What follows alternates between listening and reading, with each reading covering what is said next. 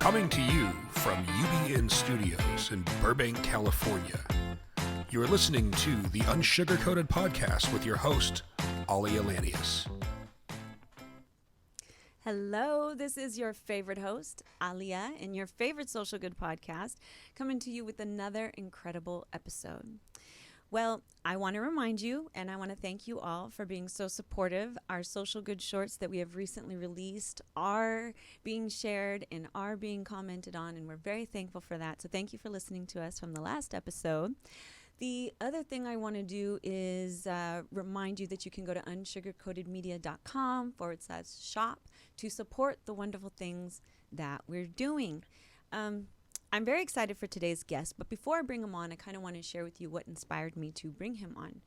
I have always been quite fascinated. As a novelist, people have read my second novel, Yugen, which has won 3 international awards for its hard-hitting message on racism and multiculturalism, is not only a reflection of me as a creative who is purposefully infusing social impact within the stories that I'm telling. I'm also helping other creatives do the same. For example, the social good shorts. But as part of that, my kind of obsession with Germany, there's a name that I'm quite familiar with, Joseph Goebbels. He was the lead propagandist of World War II. He did a magnificent job of telling a story that made them look like the good guys. And it had the power to influence so many people. Many people wonder, how could the Germans have been so naive? What happened? Well, I'm going to tell you that there's many reasons to answer that, but one of them is certainly because of the propaganda that was being put out through the film efforts that they had at that time. It was that powerful. So to say that impact through storytelling has not been happening would be a lie. But I want to be very clear on is that there is something more evolved now, especially within what everyone loves, the favorite word, Hollywood, or just the perception of directors and screenwriters and content creators for the film world.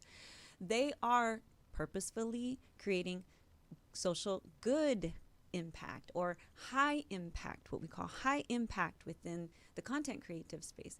And that means that we're doing more than telling a story, but we are also trying to create empathy for one another. We're trying to give you the proper representation. There's a saying that I say, or kind of a comment I threw out one time. I asked somebody, do you believe that content dictates culture or that culture dictates content? The truth of the matter is that at any time that question could probably be a positive either way. However, what I would say historically as an observer is that in my time growing up, Leave It to Beaver was culture that was dictated by the content I saw on TV. I saw little Beaver going off to school in his perfect little house. I saw the perfect family representation of June and Ward Cleaver, who just had this life that I thought existed for everybody else out there except for me. So now we have a world where I feel personally that very much now culture is starting to influence content. You have people saying, I will no longer allow everyone else to have the control over the narrative, and I'm going to do my part to create diversity and inclusion, but through the works that we create. So I'm very excited to have somebody who's doing that in a magnificent way today to share a conversation with me on what that process looks like and why it's so necessary. And maybe then people will stop giving Hollywood such a bad name in some ways and give us credit for those of us who are really trying to make a difference. So without further ado, let me introduce him to you. Tevin Everett is an African-American filmmaker from Wilmington, Delaware. After serving as an intelligence specialist in the Navy for 8 years, Everett leaned into his creative side and has since written several award-winning screenplays, including Territorial Waters and The Helper, which sold to CBS. Making his directorial debut in January 2020 with his short film, The Don't Call List, he is the creator of award-winning web series Diversity Hires, which has since been nominated for AFIN's Best Television Pilot, Everett says he wants to show people that there are many different ways to make oneself heard, and if there is anything that his film career has taught him so far, it is the realization that one need not conform to society's standards to find happiness. He plans to write, direct, and produce several more socially relevant TV shows and films in the near future to inspire people like himself to tell their original stories through laughing and learning. Here to speak on diversity and inclusion, ladies and gentlemen, please welcome Mr. Tevin Everett. Thank you. That was an intro. Did you enjoy that? I did. It always makes me feel good when they like my intros. No, I'm like, I did good. I want to make you feel special. You that deserve was really it. good. Yeah, no, thank you. I'm proud. I want to meet him actually now, if that's possible.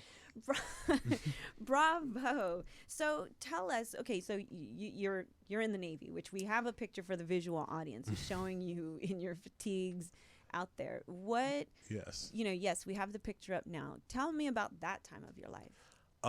Honestly, the Navy was really fun. I met a lot of great people. And it was definitely different because I'm from a very small town in Wilmington, Delaware, and not a lot of people leave. So I got to experience so many different walks of life and so many different worlds, which I think led to, everything that I'm doing now. The Navy had a lot to do with that, especially meeting people and being able to, go on deployment and be able to tell people things that are happening way back in D.C. Really highlighted my storytelling ability. So. Amazing. I do thank the Navy for it. Yeah. Now, did you know that there's a Wilmington outside of L.A.? Have you been to that one? So I haven't been to Wilmington, L.A. I haven't been to Wilmington, North Carolina. It's like no other Wilmingtons. It's only Wilmington, Delaware. That's where I think we're the most famous one now. Maybe, I don't know. No disrespect to Wilmington near L.A., but you're not missing just a bunch of gas stations and like trucking freight centers. Honestly, Wilmington, Delaware is the same. There you go. So see, that's you on opposite sides, but still so relatable. Okay, diversity hires. So you've taken this experience, but you're still relatively a young man getting started in your career. Yes. What was that moment like when you made the leap from I'm going to be in the Navy, or kind of like what seems to be, genuinely down what a lot of us are taught to do, go get in the Navy, go get a job. Now you're writing movies and directing. Like, tell me what happened there. Yeah. So I was in the Navy. It was coming up on, decision time because everyone says in the Navy, if you're going to do 10, you might as well do 20. And I was coming up on 9, and I don't know, I just had this real itch to do something different. While I was in the Navy, I did get injured, and I couldn't walk for like a year. And during that whole time, when you can't do something that you're so used to doing every day since you were 3 years old, it's like a depressing time for people. Right. And I don't know, films and TV was just able to distract me from it. So at a certain point, I just decided that was something I wanted to do for other people if I could, and to see if I was any good at it. And it turned out that people kind of liked what I had to say. So. Well, I like that. Okay, well, what is it that Mr. Tevin has to say? Thank you. Just that, there's more stories than just racism, I think, is what I really wanted to show. I grew up with a family full of love, and outside of things like that, there were, the world you can't really control. But, we as Black people, we just have more stories.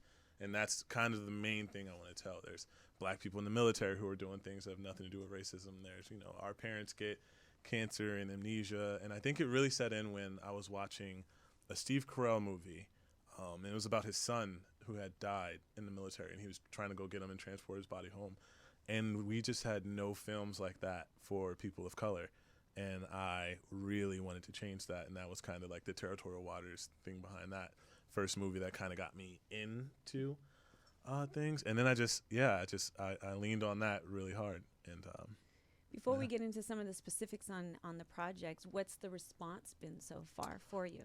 The response has been pretty amazing. Not just on diversity hires, but on territorial, or which one? Are you talking about diversity hires? Just in general. Like, just in general. You're coming out, your family, your friends, your community. Yeah, no, my family and friends in my circle have been the most helpful ever. Like, I know a lot of people start and they're like, oh, people didn't believe in me. I don't think I ever had that. But I've always been the type of, since I was a kid, if I said I was going to do something, then everyone kind of just knew to get out of the way because I was going to do it. So I love it. I saw the greatest quote the other day. It said, "It's not a matter of who's going to let me in. It's a matter of who's going to stop me." Right. Right. So I love that.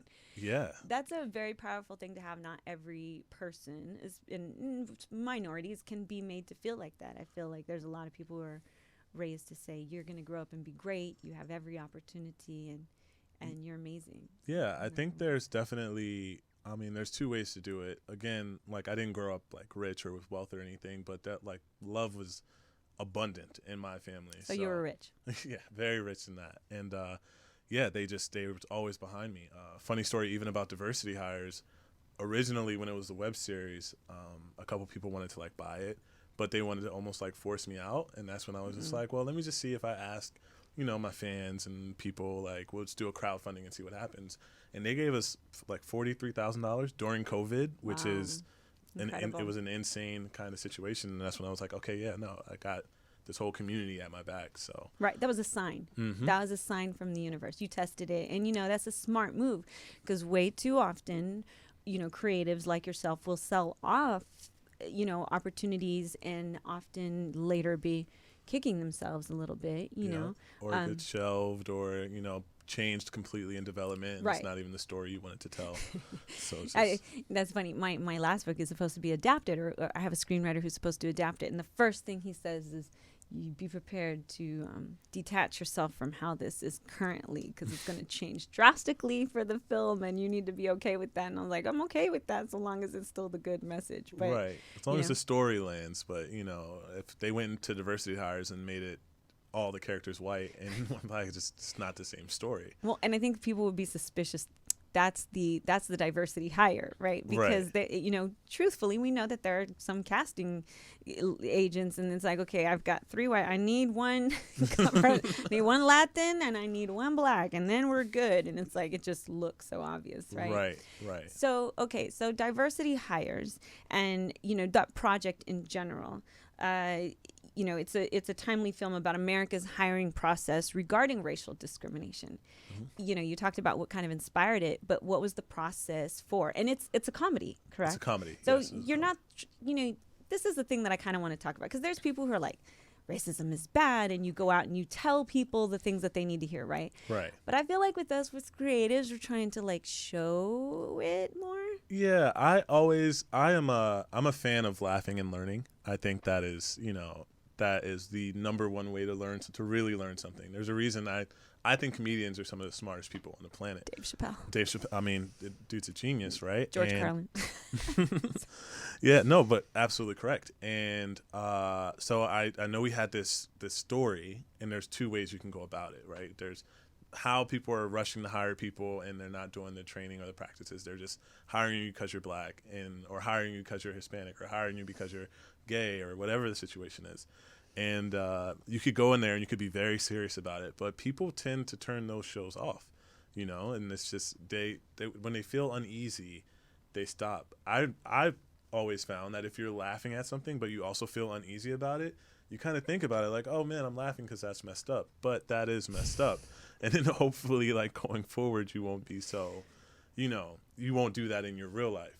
It's kind of just like The Office. When Michael Scott would say something ridiculous, you wouldn't walk into your office after and say that ridiculous thing. So, but that was a beautiful thing about that show. It showed a lot in a very nice. It was a very good format on that one. Good writing. And we do have some similarities there. But I think the most important part of the show is, it not only shows the differences between the majority and the minority, or big white corporations versus their minority diversity hires, but they also put all the hires in the same house, so you get to see how these minorities are interacting with each other. There's a couple episodes harp on the black community versus like the gay community, and how hip hop's not all the way evolved. And it couldn't be more timely, because then the baby comes out and says something crazy, and it always is there. Or Lil Nas X has something, and there's so much pushback. Right. But I think that's just because we spend so much time focused on the outside, and it's like, well, we got to make sure that we're good, our ducks are in a row too, before we can kind of win this thing. So win this thing, and by that, and I want to say that because look, we really like to, I have it in my notes, stay unsugarcoated. In your mind, what is it that we are trying to win? I think it's just a true sense of equality, but like through and through, not just like, you know, I don't want you to feel bad for me because I'm black or anything like that. I just want you to respect my ideas the way I respect yours or the way you would respect someone else's. So it's not, don't hire me because I'm black, hire me because I'm smart, you know, or hire me because like I fit the qualifications. But also I do realize we need to get, most of it feels like it's for show, right? Like, and it just is like, okay, this is like a weird job. And there's so many people that get into those positions that I went and talked to that they're like, I just feel like I'm here for only if like something black comes up. But even in like Hollywood writers' rooms, I have a friend, and I'm not going to say the show or anything, but they got hired onto a show as their diversity position, and they literally only were consulted if black people were in the script. And I was like, that just sounds horrible. And that's kind of where this whole diversity hires thing started. Well, Hollywood definitely has some interesting characters to that point, which is not necessarily racially, but or race specific. But I'm sure you've heard now of the COVID intimacy coordinator. Yes. Which now on set, whenever there is intimacy between two people, they have a designated intimacy person. Who has that job? Honestly, you're kissing too close. You can't now. You're gonna have to just, like, I don't even know what that looks like really, but I just heard my husband talking about it. Yeah, no, it's tough. Look, I promise you, I wrote all that stuff out of scripts when that's happened. So it's just easier to not deal with that part of, and you can still tell a story without, like, hopefully it's like a story that's centered around not intimacy, but yeah, there's intimacy coordinators. There's just so many new rules, which is great because they are meant to kind of like protect, make sure everyone's safe. Absolutely. But they're a pain in the ass. They're a pain in the ass. Okay, let's just keep it unsugarcoated. And it's hard to get an authentic feel if someone's there coaching you through, that's also scary, right? Because you're supposed to believe that these two people are in love or, hooking up or whatever they're doing, and you two are, wait, no, you don't need to touch her wrist. Off to the left. Gonna have to do that one again. No, I feel you, and I can imagine. I know that a lot of things are changing, and the way that scripts are being written now are. I mean, you could speak to that, right? Like, what are the challenges you're facing now with writing a script with regards to restrictions, limitations, resources, costs? 300%. Lumber is up 300%. Which is insane. Lumber is. I just recently learned that fact about lumber, and I was like, I've been telling people for months on Clubhouse. they are about to. That's the new drug war. Then, if lumber is up like that, that's the new black market. No, honestly, I truly believe any good screenwriter can adapt, especially if you're like the writer-director. So if you get to get into the filmmaking, then you kind of have in your head while you're writing, am I going to be able to do this? My process is the first script I write is the most outlandish, wild script. It's probably based in Mars or something. And then like the second draft, I kind of put on my filmmaker hat, and I'm like, okay, we're not going to Mars, so maybe this can be set like, yeah, maybe this is this LA love story instead of a Mars love story. And then we'll move to the, you go so on and so forth. You bring in a couple producers who are just really good at their job, and, you hopefully get something that you all can work with, and then it's go get the money time, which is always the hardest time. Since we're keeping it unsugarcoated, getting the money is the hardest thing about it. But luckily I'm a writer, so I know Hollywood, if you can write, you can always work, right? Like if you're a good writer and other people don't, if you believe you're a good writer, then there's always work for you. Then there's the other jobs in Hollywood that are dependent on the right. Like you can't act unless you have, good writing. You can't direct unless you have that. So luckily, that skill has been honed for me. And it will continue to be, I'm sure. And it will continue, yeah. There's a lot of fun stuff coming up. Yeah, because I feel like where there's challenges, then there's also opportunities for people to create new ways for us to do film. Have you heard of anything recently? I mean, I know that there's COVID-safe environment sets being kind of pseudo-created and things like that, especially with music performances. And what are you seeing as far as the innovation side, people overcoming some of those obstacles? I mean, the beautiful thing is we created diversity hires during COVID. So we were like kind of at that Malcolm Marie stage where you're just like, okay, minimal people on set. Let's see what we can do. Everybody get your temperature checks, blah, blah, blah. And then I think Hollywood has been so responsive because we were able to look at a challenge and be like, hey, no, look, we can do this still. And so, I mean, Hollywood is responding very well to people who created during COVID. Right. Which I love. Because, tenacity and innovation should be rewarded. Absolutely. But the world is just there's so much misinformation out there. Everyone's like taking 2 steps forward and 3 back. It almost feels like that. It's hard to because I mean, just a few weeks ago, we were told, if everyone's vaccinated, SafeSets was putting stuff out, and they were like, if everyone's vaccinated, cool, you don't really need the COVID safety officer anymore. Right. And then literally and like a week later, they were like, okay, no mask on set. And I was like, no, wait, no, we got to get back to masks now. Yes. And it just started turning into things like that, to where we were like, okay, when the world figures it out, like, we'll all go get vaccinated. We'll do what we have to do to make sure that we're good to go. But like, it's getting a little tougher. So, yeah, and it's interesting how it is affecting productions. My husband, so we're headed to Italy for the Venice Film Festival on the 28th. My husband has a film coming out, The Card Counter, with Tiffany Haddish, Oscar Isaac, Willem Dafoe is in that, and it will be premiering at the Venice Film Festival. Beautiful. In Turin, he has another film shooting that we're going to be over there, and through COVID, he's been able to stay busy. But one of the first sets, like he's one of those producers that actually has had a fair amount of films go because he's had the right, or they've been able to move them. Obviously not all films are filmed in Hollywood; they're actually filmed majority everywhere else. So Canada, wherever we were in Maui for one of them, even though that is United States, but just outside on the island. And one of the production crew went through Canada Customs with the vaccination card, but then when he was tested for set, he was COVID positive. And now what that meant for the production was that, and I'm not telling the name of the movie, guys, so I'm not violating anything, but what happened, and he was double vaccinated, so he was double vaccinated, got it. Now in Canada, they don't make you quarantine if you are asymptomatic, but in an abundance of caution, they had to push production. And when you've got talent on the ground, it can really, really affect. It's expensive. Yes, There's just really expensive All pushes. delays are expensive. Incredibly expensive, actually. And that's another thing. I think personally, just my personal views, I think COVID is here to stay at this point. It's just, it's going to be like the flu. Like, it's not like we could ever get rid of the flu or like common colds. And so obviously whatever the safest is, whatever it comes down to your health protocols, please be safe. But it's just, after a while, you got to look at it and just be like, hey, are we 100% vaccinated on set? Sure. Which should mean, ideally, no one's going to hospitals, no one's getting that sick, everyone's asymptomatic. Right. I think we're going to get to a point where people are just going to be like, okay, well, as long as you're vaccinated, you can go. I just feel like, because it's costing so much money on every part. Movies aren't making as much because people are scared to go to theaters. Actors can't be paid as much because they're not hitting those bonuses now. Right. Now the actors are suing the studios. Exactly. It's starting to turn into this whole mess, and it's just like, guys, I think we just all need to, have a mind meld. Bring someone from the CDC in and just be like, hey, look, now is it as risky as getting the flu? And if that's the case, if everyone's vaccinated, do we just push forward? Like, do we start to quarantine? Yeah, I think that's definitely going to have to look. I mean, and for anyone who's out there wondering, I mean, my personal position for the audience is, look, if you do not want to get the vaccine, I actually know someone who has a genetic factor. She took her first dose. Mm-hmm. She has a genetic factor that caused her to have a stroke. And her daughter was tested, has the same gene. They can't give her, and now she can't even get the second shot because they know. But that's different. Those are isolated cases.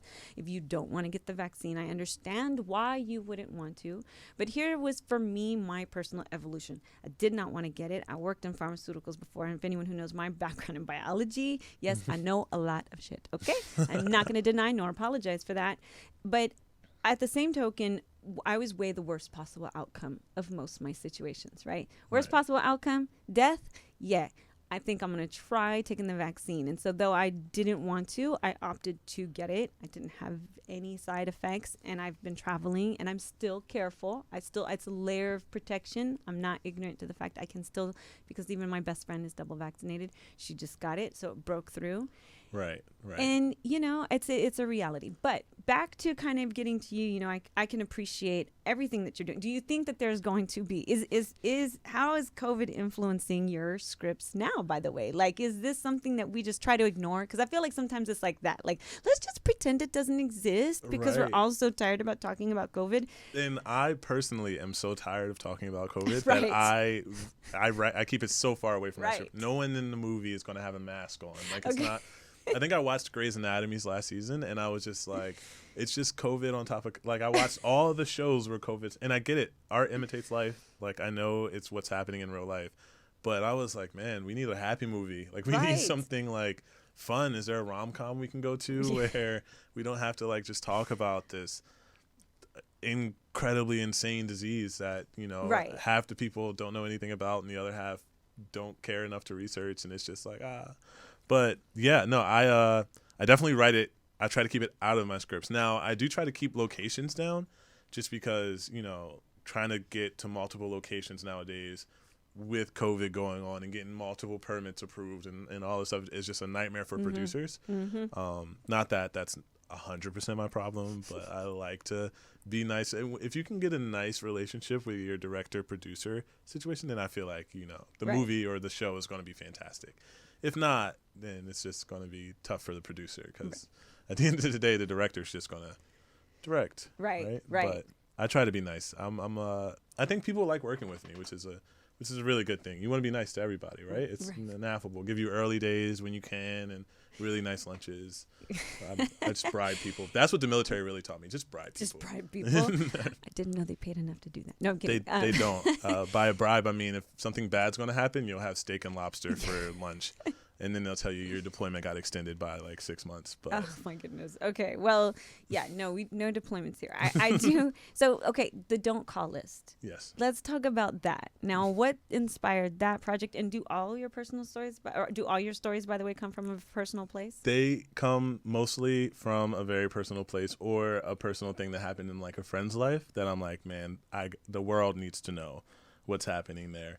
The don't call list was me first getting to LA and like dating, right? The dating scene and the mistakes that are made when you first come to LA and you date, right? You mean you didn't get the memo on the etiquette of dating in LA? I did not. And it was a crash course. I quickly learned everything I needed to learn. Did you crash when you? I crashed. But then I course corrected, I think. So now your game is on point. Now my game is on point. No, but the don't call list, man. It's a really fun little romantic flick about a guy who has this list of girls that he won't talk to. He refuses to. And people are like, it's like a block list, and it's like, no, it's like, because if you block someone, you can unblock them, you know. But if you put them on a don't call list, and they're all under the same contact, so you just don't know who's who if you try to go in and talk to them again. Oh wow! And he ends up putting a girl he really likes on that don't call list. And so that whole short film is about them trying to find this girl's location and have him talk to her, but he also has to grow and be a little bit more mature because it's an immature thing to have. And it's funny though because we're actually literally right now as we speak, I'm writing the feature for it, just because it did so well at festivals and people really liked it. So now people are kind of like, hey, where's the 110-minute version of this? Right. And we just came up with some great ideas, and we'll tell you everything. Yeah. But there is going to be a funny situation where everyone from his don't call list gets invited to a party, and he has to kind of go through like the party from hell to find the one, which is it's just fun though. It's another thing I want fun to go in the world, but also it's one of those things where like the main character's black. Right. You know, black people's love stories don't have anything to do with racism. It's just like a good story to show that there are other people that, you know, we have a decent life. You know, that's so important that you say that, and I love that you did, because I felt as a writer that was something that was very important for me. In the last book, it had a Palestinian family, and I really wanted people to know what it was like, because so many people don't know what it's like to sit down at a table next to or in a Palestinian home where they're going to welcome you and put some food and offer you the same way you would in most other places. Absolutely. You know, but if you don't have that experience, you just have these preconceived notions about what happens in those places. Right. Or the one guy that was only raised in Nebraska and never left home, and he just seems to know everything because he saw it on the internet. And hopefully that's what I really love about movies and TV and just film in general. It's such a good opportunity to show people a different world, right? You know, or different aspects of something. And if people are paying attention while they're laughing, then they'll also, as long as there's some sort of authenticity to your craft and to what you're saying, then it's just going to be a beautiful. It's like some mending of the minds almost. Like they get to learn something in that, which is beautiful. I brought up Jeffrey Goebbels at the beginning, Okay, you did. and I'm sure you know who that is, Yes. of course. Yes, I do. Your thoughts on how powerful media can be to really influence change and perspectives? Yeah, I mean, look, I think it's the most powerful thing in the world. I think that's why honestly, our news stations are failing us, because they are driven by ads and it's all clickbait. But people listen, man. They hear these things and they're like, this is what's going on. And so it's so rare for you to actually go research what you heard, and so much easier for you to just repeat what someone else is saying. And I think that's all around the world. So whatever state media you get is kind of what's going to influence your decision. And the world is so crazy now that whatever you believe, you can just find a fact that leads to what your opinion is and just go out and say it like it's the gospel. Yeah. So it's funny that you say that. So I wrote it down because the research part, it makes me laugh a little. There have been countless times where I've been on Facebook and somebody I know, actually I'll give credit to one person. I won't say her last name, but her first name is Tammy. And there's a couple times she would post these things that were very like, oh my gosh, who would do such a thing? Look at this was done. And it took me 2 seconds to just, is this real? right. Like you said, not often will people go to say, they'll just, oh my goodness, that's horrible. These people, that's Karen and Ken jump on the bandwagon, and everybody else, by the way. And I remember pointing out to her, and I just said, hey, look, and then she came back and was like, it just took one Google search. She said, thank you, Aalia, for correcting me. This is not what it was. It's out there. This is a total misinformation, right? Right. And a lot of that has happened, and where people, in fact, even to control that narrative once again, there was a black and white photo that had come out last year from Turkey of a young woman, and it created this black and white photo challenge. Now, everyone started posting black and white pretty photos of themselves without doing the research to find out that this was actually doing a huge, and then they said, don't say anything in the caption. This was the thing that you got in your email, your back channel. Post a black and white photo of you and say nothing, no caption, for X amount of reason, right? Whatever their little reason was. But in reality, what you did was you just shut down the voice that was trying to be expressed in honor of these women being killed in Turkey. Right. But once again, to your point, nobody did the research. Nobody I did was the research. guilty. I had actually posted a black and white photo, and then my head of publicity called me and said, do you know what you're doing? And then I posted a video, and I Right. corrected myself, and I said, hey, to all the other women doing it, I noticed a lot of them still did it anyways, but I was like, well, I did my part. Right. But I get it, you know? And so for a creator like you, how much does that go into the process of what your ultimate end product is?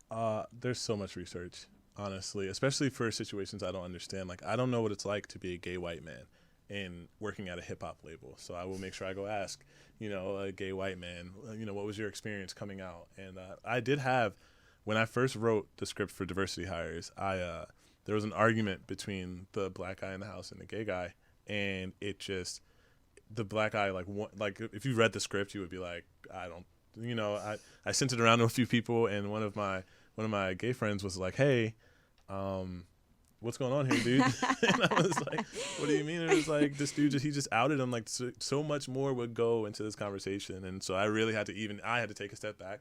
But accountability is a big part of the job, and I think a lot of times people don't hold themselves accountable.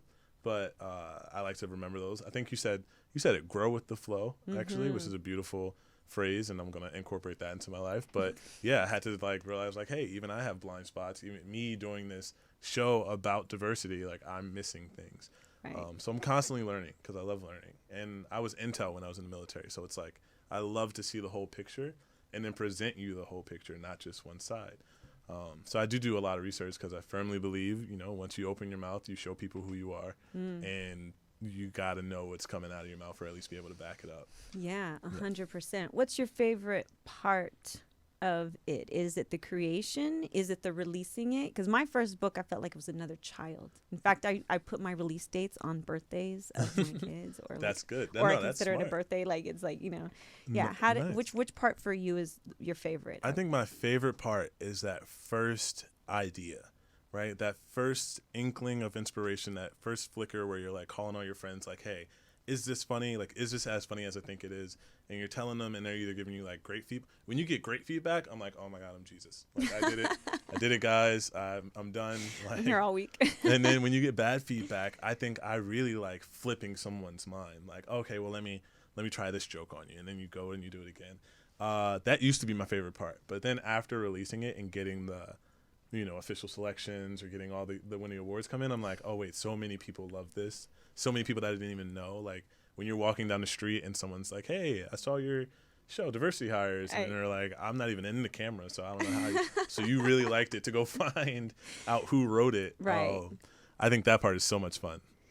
So those are my two. I think those two. But the inspiration is always. Yeah, that spark. Yeah. There's always that story. So what, and you're like, it was 3:00 in the morning and I was just going to sleep, right? Because you were just going to sleep when that great idea. Yeah, it's always like you're just going to sleep and you're like, man, if I don't get up now, write this down. It's not going to happen. It's not going to happen. I know. And you can't use your notes because the light's too bright. So right. You have to and like you're go trying get not a to pad. wake up.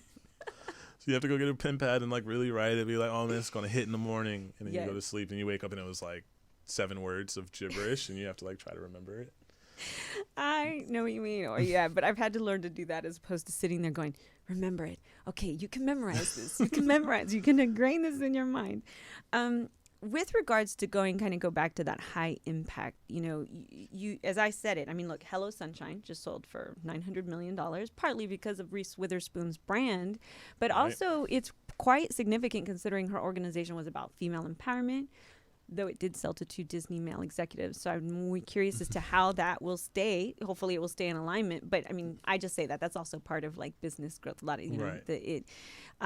You can expect that, right? But changes, but you're looking at an organization that really stood on, we are not making something unless it's representing, it's inclusive, it's showing diversity, it's speaking to the Yes. culture, right? Truly. Beautiful.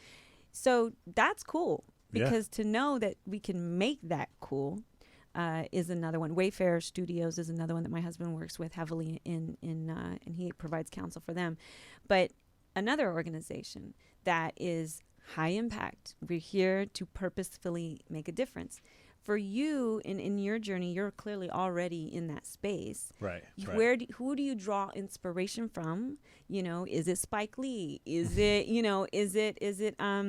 sorry. Oh my gosh, my brain. So sorry, audience. I promise you I know more directors. I don't know why Paul Schrader's in my head, only because he did the one my husband did right now, but that's not who I was thinking of. But who do you draw inspiration from? And really, how do you, what do you hope to accomplish through your storytelling? Yeah, I mean, definitely Spike Lee. Spike's like the GOAT. Everything I ever watched from Spike, I'm just like, man, to capture the culture and still tell it in a way that everyone can digest it, not just Black people. To me, that's the big difference between like Tyler Perry and a Spike Lee. And I also love Tyler Perry. I think the stories Tyler Perry tells are very true to, the way I grew up. And, I had a big mama. Everybody had that situation in those families. But Tyler Perry tells it very specifically for Black people, which is great. Spike Lee's movies are more for, I want everyone to digest this and everyone to understand where I'm coming from. And I always like that because I think when you make it for more people or digestible for more people will come. I also like Kenya Barris. And I really, really love Ryan Coogler. Fun fact, I actually met him in Warner Brothers studio once, and I turned into a fangirl. I'm embarrassed. I tried to keep it together. I tried to be like, yeah, no, I'm, this Navy man. I was like, dude, everything you do is so cool. So it was, but I just like the way they're just, oh man, they're commanding stories, and they just tell them everywhere from Black Panther, making like really a real superhero for like Black kids to look up to. Now, I mean, it's one of the most used Halloween costumes. Even Killmonger, this lovable bad guy who really does bad stuff, but he just is, everything he said kind of made sense in a way, not like total sense, like the way he went about it was wrong, but you have that Martin and Malcolm X kind of story back there, which I really loved. So Ryan Coogler, everything he does, I think is awesome. And I think those guys should stay true to themselves. Yeah, that's the hardest thing to do in Hollywood, because the first time someone comes in front of you and offers you some money to do something different or to, I don't know, put on a dress or to do whatever, just to write something crazy off the wall that you don't believe in. right. It's really hard to say no, especially, LA rent's doing nothing but going up, and you're like, so. But they were just able to stay grounded and stay true to themselves. I don't think I've seen a Ryan Coogler movie that wasn't an authentic story to him, you know? Right. And so that I really appreciate. That's like my go-to. I mean, everything he's even producing, he just did Judas and the Black Messiah. He's got a couple other ones coming out, but I always try to just keep on track or stay on his heels just to be like, that's great. Yeah, and that's good. It gives you something to look towards, Right. you know, and aspire, but at the same token, like, because I do believe that there's a little bit of a healthy competition. Like, I look at some of the more esteemed authors, I know within myself that I am Right. capable of everything that they are. I'm in appreciation and awe that they blazed a trail for me in some capacity. Absolutely. But I definitely think it's great to have that, because then one day we'll be sitting with you and we'll be talking about, man, you remember, you know, how'd that Oscar feel last Right. week? Like, you know, Hopefully. I mean, yeah. like, but and that's like, well, I mean, then you have, well, so long as Oscars are not snubbing, you know, you know, that Right. conversation, Yeah. right? Yeah. But, I mean, there are amazing films like Black Klansman and, you know, just ways that people are creating impact through the storytelling in such a fascinating and entertaining way. I like that you have the comedy, but, you know, again, like when people say the name Tevin Everett, what do you really want them to know? And what do you want them to associate with you with? Yeah. You know, before my dad passed, we would talk a lot, and he was so big on authenticity. You know, he was like, I didn't raise you to be anybody else. Don't go out there and try to be anyone else. So whenever they say Tevin Everett, you know, I want them to just know that that's me. Like, hey, that's this small kid from Delaware who's here to tell black stories, or just people of color just stories that you can really digest, laughing and learning. Like, I think that's just a perfect way to sum it up. Like, Yeah. Tevin Everett, this authentic kid who's telling his stories. Well, and I love it. You shared a little bit about what's in store, and you have your current project that you are working on. Yes, yes. What's that? And actually, is something? Actually, now is that Catalyst? Oh, Catalyst is coming up soon. Catalyst. So Now, yeah. Please, we got a few more minutes. I would Okay. love for you to talk about Catalyst as well, because from what I understand, that takes a tragic look at trauma and mental health in a different way. Tell us. Yes. So obviously the shorts I've done, everything I've done have been fun. But there is, you know, whenever there's this high upside, there's normally extremely low lows, and I just want to be able to show that in a real authentic way. So it does tackle mental health, and more importantly, mental health in the black community, because we, you know, especially I know how I grew up, it's not something we talk about a lot. And I just want to be able to show someone going from, you know, kind of being that in love star athlete to how just a few bad days can kind of take you to, you know, a low. I can't tell you exactly what it's about. No, I get it. But it's going to be so powerful and so meaningful. I am very excited for you guys to get that one. And I think little ones like that are kind of why I like shorts. Like, I love shorts. I wish you could really make a lot of money off of shorts, because I would just do those forever. But, you know, it's just not the way the world is set up. Quibi tried, didn't really work out for them. But I just like those quick. I mean, the attention span of the world is just going down, right? So those quick, this means a lot, this is why it means a lot, get this one. Catalyst is going to be like that. But there will be some really good jokes in there too. But it will be another one of those situations where, like, you're just learning, like, oh, okay, that's crazy. And probably relating for some people. I think that's what's important about the high impact content. Like, it's not just about the people who can learn.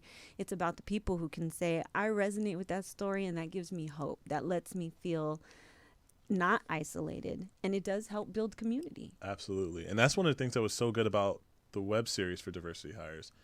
People all over, like, were feeling alone, like, that were getting into these positions. They were like, they're like, I can't believe someone else felt this way and then made this. They were literally saying thank you, and I was just like, guys, no thank you. Like, you're gonna make me cry. Like, stop. And it's just, I mean, when you get that feeling and people are commenting under the YouTube, and it was an insane feeling. But yeah, when that is high impact content, I think you just relate. And when you relate to something, like, you're just going on that ride with them no matter what. I think that's why people gave us so much money to make the real shows, because these real moments, these real life moments are getting broadcasted, and finally people are able to see it on screen. Not just in, like, a fleeting moment or a fleeting scene, but like an actual TV show dedicated to it. Right. And back to the point why they did that too. I mean, I can answer it. You're serving them. When people feel served by what you're doing, they will support you. they will come in. So keep doing that for sure, and then let me know what projects you got going on, because we always looking to get involved and support. No, I got a couple. I will. I think we'll have one. I won't miss any more dinners or anything. I promise. We'll get that one. No, well, that was great. Actually, to your point earlier, that's why we do the social good shorts. They're 5-ish minutes of these short documentaries, and you talk about challenges. We did ours with a $0 budget. I'm married to a man who, he was asked to be EP on one of the upcoming XXX films, which has almost $100 million budget. And I'm like, yeah, I don't have that budget. And sometimes people don't understand when I'm like, oh, he's in the real film. I'm not trying to sound like that's not trying to be silly. I'm being like, really, I'm over here trying to do it for as little. I think in production, you're trying to do it for as little as you can. Well, at least the investors want you to do it for as little as you can. Yeah, absolutely. But in our case, we're like, but it's still, what's amazing is even with the challenges, we were able to create impact. So that just goes to show it's not always about how much money is in your budget, right? Oh, yeah, rarely. I've never, honestly, I don't think I've ever seen like a $500 million movie that was better than the indie films that release at Sundance. Like I believe there's just two types of films, right? There's indie, where we're like, we're gonna go get this done, guerrilla filmmaking, right? Borrow your friend's car, borrow your friend's like laptop. Oh, your friend wants to be your friend's sister wants to act. Perfect. Right. There's a boom mic in the one you're frame. Like holding it and then safely, of course. But yeah, it's up gross. And then there's the I don't want to say real either, because I feel like we do real filmmaking. Right, we do. I feel like we should be real. It's a different level. It's a different bracket. It is. It's a very different bracket. We'll call it financed filmmaking. Yes. How about that? There you go. So they have financed filmmaking versus our independent guerrilla budget. Well, actually, to that point, sorry, I was just really loud. I'm so sorry, audience. To that, no, my brain just said, yeah, that's because we talk about like the investors that come in with like you said, independent. Independent means there's some investor opening his checkbook every time you go over. That's having to whereas the financed films, they're like, hey, coffee on everyone, right? Because it's from the studio. Yeah, here's 10 million more. Oh, you want to do this that on film? Go ahead. Be safe. Delay that for 14 days. You're like, it's a lot. Right, it's a lot. Right. But you know what, though? This is something that, and we can say this about the music space, and we can say this about film as well. Independent is where it's at. It is where it's at. And it feels better almost, right? It feels like to really go from a script, two buddies in an apartment, to like, I made this show for you guys. It feels so much better to do. Yeah. And you never know. Look at Paranormal Activity. My husband was on that one. I think they made that for $5,000. Paranormal Activity. You've probably heard of it. Let me tell you probably didn't know it only cost $5,000 to make, but it did. And you never know. I think that's what also keeps a lot of independent art, filmmakers and artists going like, hey, this could be the one that leads to more exposure, better opportunities, bigger projects. But because once you get financed, though, it gets scarier, right? Like it's like, oh, okay, let me go into TV, and now you're working on someone else's vision, right? Mm-hmm. You can. I couldn't tell you too many TV directors, right? Which is why I want to end up in film. Or I can tell you showrunners, I can tell you people who created the show, but directors come and go because it's someone else's vision. And I think independent.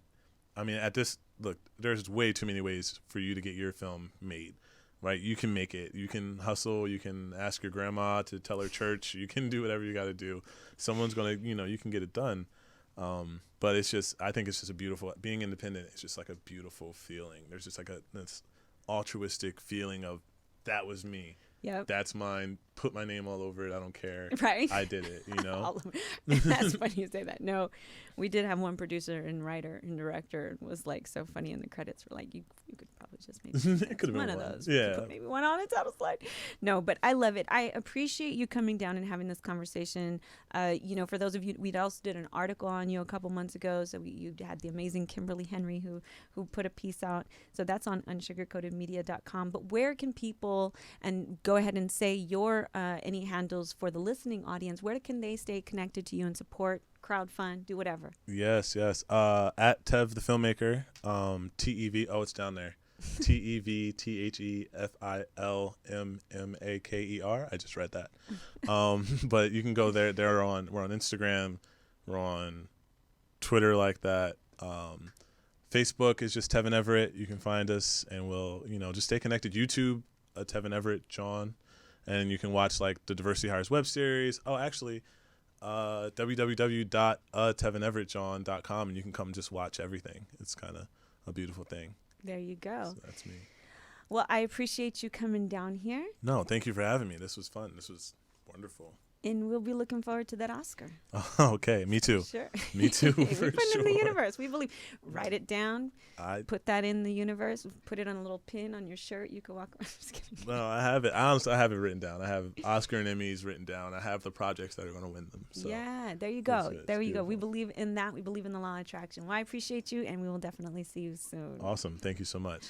For everyone else at home, we are so happy to have had you for today. I hope you've enjoyed this conversation. Don't forget www.unsugarcoatedmedia.com, shopping, our articles, but go to YouTube Unsugarcoated Media to see the social good shorts. Continue sharing them, commenting, and letting people know what we are up to. In the meantime, we will see you next week, and thank you for letting us be unsugarcoated.